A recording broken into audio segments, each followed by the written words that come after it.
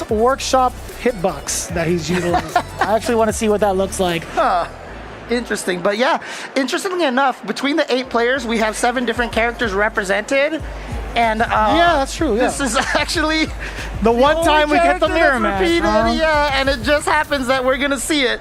So this is the best part, by the way. This feature is absolutely sick. You get to move the D-pad around. You get different emotes of the players, or of the characters, not the players. Really, really cool. But Nephew also very, very strong player coming in from the West Coast, originally from the East. But yeah, we're definitely missing 10 more for a full jury of our peers right now. But we just have the 2 juries right now.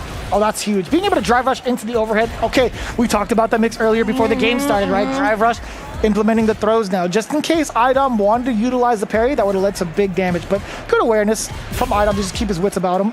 Nephew, you know, like I said, I did manage to play him a lot. He was one of the best at using drive rushes that I had seen. He was also really good at checking them as well. Yes. As soon as he saw the green, he just threw out a button to prevent you from doing something. But there's Idom now with the drive rush into the throw. Wow, look at how much meter he just spent. Super right expensive. There. Oh, hey, is that going to be enough though? I mean, like he's chilling now. Oh, he got the cross up. Bit of life left. One combo could be. Oh, you're dead. You're actually hella dead. He's got the feng shui engine. Oh. No, actually, that wasn't the feng shui engine. Oh, that was right. It was the feng shui. It didn't hit. I think it's because Idom was mid-air.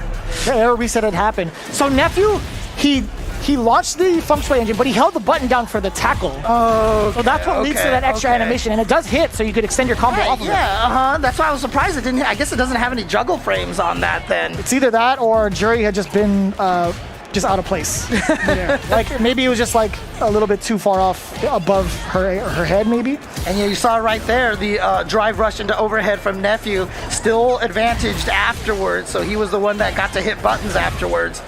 But here comes Idom once again. No, couldn't get the 3rd hit in time. There's 2 huge armor. Oh, but a drop. Idom, surprisingly not going for the big punishes. Again, he's got full meter. He is able to do so, but I think he's hanging out. He knows what he wants. He's hanging out with his boy Nephew. Oh, man. They're both in. Oh, okay. I like this idea here because he got his bars back. Oh, you're dead. Now he can go in. Yeah. So that one drive impact that he did that put him, that was really smart because he put Nephew into the burnout state. I'm sorry, I think he put Idom into the burnout state. Right. That's huge. Off of the low forward. Gets the dash, or at least gets to set up the fireball too. What I do like about setting up the fireball is 1, you get to control that space and move forward, and then 2, possibly build yourself another fireball. Yeah, and I know a lot of the Jury players are happy to see Jury got her dive kick back. Thank God. From Street Fighter 4. Oh! Punish? Oh, what a punish too, and a very inexpensive one at that. Yeah, just the 1 bar for that drive rush. And there you That's see. huge. Ooh, in the corner still. wow. Actually, is so tough. That was so tough to eyeball, Nephew. That's very impressive. Yeah. You don't normally get an extension, but if it's in the corner, you are still within range to get the uppercut. That was really, really well done. Yeah, because if he was just even maybe like a few pixels further out, that would have whipped. He would have whipped and he would have been dead. Absolutely. So there you go, Nephew taking game number 1. Like I said, coming in yesterday and taking out Knuckle Dew. Surprising a lot of people, and but again, Nephew, you cannot count this guy out. He is one of the strongest players in the NA region right now, without question. I mean, you're going up against one of the top 2, so I mean, like everybody here that's been invited, there's gonna be a ton of accolades to talk about when it comes to these players. So Nephew, again, no stranger though to facing off against Idom. I'm pretty sure they've had plenty of encounters in and out of the game, even at Street Fighter League, right? So again, very much so well acquainted with each other. But this is the best part about it. When a brand new game comes out, we get to see themselves restart, refresh, and see who gets the better of each other. This is one of the most enjoyable stages of a fighting game. Genbu Temple? Is when everything, I just mean in terms Oh, I thought you meant physically, like literally. I'm like, oh, we're changing stage. We're changing subjects now. No, because you said that and I was like, wait, what are you talking about? Oh, no. I just mean like when a game is brand new and comes out, we're all finding out new stuff. People are just posting new tech everywhere. We're learning so many things, and you know, even when Street Fighter 5 first came out, we were all playing it kind of like Street Fighter 4, and eventually we figured out how the game flowed a lot more, and you see the evolution of these games, and it's so cool. And we're still seeing, you know, some of the players kind of figure out a little bit more as even these games go, right? We see Idom drop a couple of things, but note that he's made a couple of adjustments as to how he's trying to perform with Jerry against Nephew. But this is so tough. You know, it's such a good button too because it prevents Idom from jumping. There it is again. Got the punish counter on that. Gets the knockdown of that in the juggle.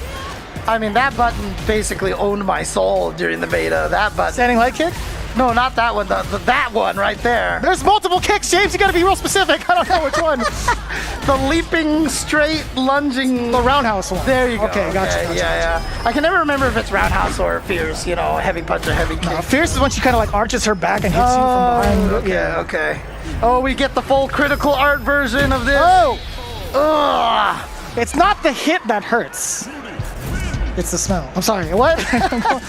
I was gonna let you finish that. I was like, where's Jeremy going with this? Okay. She's allergic to Sakura rose petals. That's what it is. Oh, okay. Fair enough. That's the thing. So she's just walking all over it. Exactly. You know, right? so yeah, for sure. Brings tears to her eyes. Of course, for a lot of you guys going to Evo Japan, I think it's going to be Sakura season out there. Just right? about, yeah. Yeah. Right before April. So It's going to be really cool. If you can stick around a little bit longer to check out the Sakura blooms it must be in nice. Japan. Forward throw. A little bit of a problem too. He's starting his pressure off with a standing jab. Normally, you could kind of like chain it, maybe get like a frame trap after it with another light, I should say. But for the most part, it's like him getting a throw afterwards. Nephew's got to be a little bit, wary of what. Probably overthinking it, maybe, but. Yeah, well, here we go. Good corner combo over here. Remember, it's interesting that he actually crossed up there because in Street Fighter V, obviously you could jump over people in the corner. That's different in Street Fighter 6.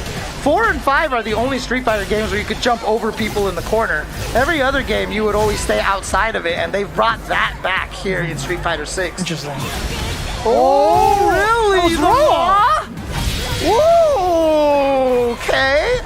Look at the reactions from Idom. A very, very last hit from Lord Xset's own Idom. So Idom now at match point. Here we go. Combo push to the corner over here. Ooh, he's actually in block stun when he went for that throw. Nice. That's a big opener. Spacing trap right there. Spacing trap punish. Then, yeah, there's the zoom in on the punish counter. You get the hard knockdown. Hey, that was a Cannot counter hit back too. up roll. Feng Shui time. Bring him to the corner. Look at the damage, but more so the carry. Nice, actually connects with that dive kick. Here's the throw. Idom trying to make this comeback here and end this here and now, trying to prevent it to go from a last game, last round. He does have a little bit more super meter, and he's also got the full drive gauge. Doesn't Overhead blocked. Oh, that could have been so dangerous. Forward throw again. Idom has all the meter in the world. Hates it out. He actually didn't get to block. He was ready for the wake up from Nephew. What a bait from Idom. And he's gonna take it, and man, you know, when you're Idom, one of the things that makes him so good is that he's just right all the time. See, that's what you call being a robot, right? That's been an ongoing joke for the last couple of years. Idom only thinks in ones and zeros, I think. Yeah, basically. I don't make the rules. He's just established the pace for so many years. Oh man. Absolute supercomputer, no joke. We have finished the winner side over here, so we're gonna have the rematch of Punk versus Idom here.